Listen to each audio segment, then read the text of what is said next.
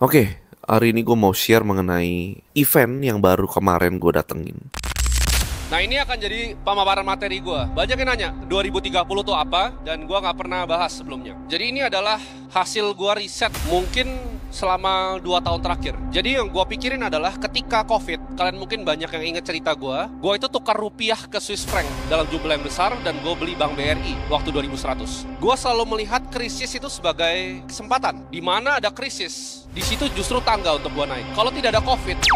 Ini adalah eventnya AC ya, Akademi Kripto yang miliknya Timothy ya. Ya mungkin kalian semua udah tahu lah dia siapa kan. Dan menurut gue ada beberapa hal yang bisa gue share. Ya kalian bisa nonton videonya langsung ya di channelnya AC by the way. Dan itu bagus banget, dan ada beberapa hal yang membuat gue mengambil action setelah mendengar event tersebut. Yang pertama, sebelum kenal sama grup ini ya, kiblat gue itu ada 2. Yang pertama adalah Robert Kiyosaki, yang kalian nggak tahu itu siapa ya, cari tahu sendiri lah. Yang kedua adalah Michael Saylor. Jadi sejarahnya ada, menurut gue sekarang ada 2 orang paling berpengaruh sepanjang sejarah setelah ditemukan Bitcoin. Yang pertama adalah Satoshi Nakamoto, yang kita nggak tahu itu siapa, founding fathernya Bitcoin. Dan yang kedua ini adalah the new and the modern Satoshi Nakamoto, yaitu Michael Saylor. Karena dia ini kemana-mana nyelesin Bitcoin. Dia punya kepentingan yang sangat besar untuk harga Bitcoin bisa naik, dan dia berhasil gitu loh.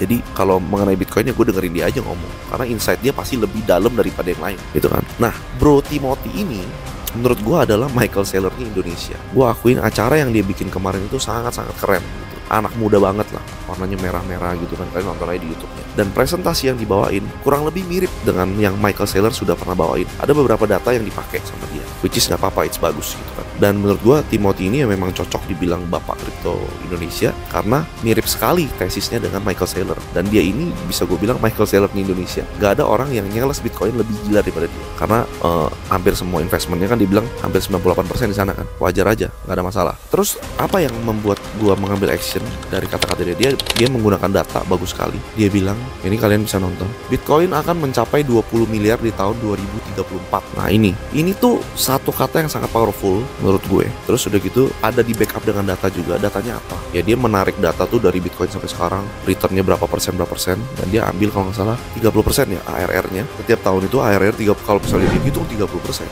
Setiap tahun dari 2025 sampai 2034. Maka yang sekarang harga $100.000 akan sampai ke $1 juta.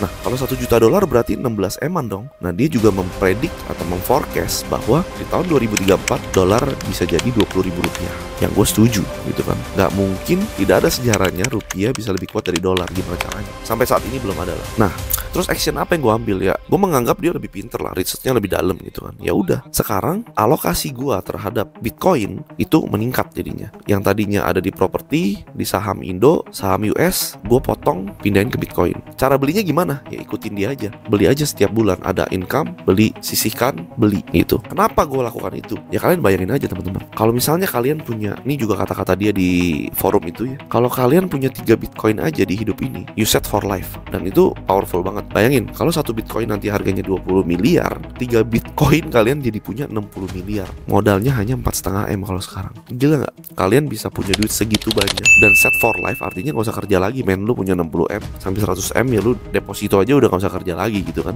Jadi gue willing untuk take risk ke sana. Karena menurut gue dengan institusi masuk, negara masuk, menjadi reserve negara, Bitcoin gak mungkin lah turun lagi di bawah 70.000 sih kayaknya sih. Ya gue bisa salah ya, tapi menurut gue gak mungkin. Jadi dengan resiko yang sedikit kan sekitar 100.000 nih, berarti resiko turunnya ke 70.000 kan cuma 30%. Naiknya tak terhingga sampai $1 juta. Kalau nggak beli kan goblok namanya, bener gak? Ya kan? Jadi gue willing untuk take risk itu. Michael Saylor pun mengatakan hal yang sama. Apa resikonya? Sekarang ini yang punya barang paling banyak ini kan BlackRock dan Michael Saylor. Kalau mereka ngedam barang baru udah tuh ambruk gitu kan. Tapi kalau di luar dari itu, selain itu gue percaya 2034 20 M sih kayaknya agak tinggi ya, cuman bisa terjadi gitu. Jadi buat teman-teman yang nonton ini atau nonton video-video dia yang lain, menurut gue sih ikutin aja. Jangan all in, ingat apapun tuh jangan all in. Selalu sisihkan berapa persen dari income kalian untuk investasi. Nah, salah satu investasi yang bisa dipertimbangkan saat ini adalah Bitcoin.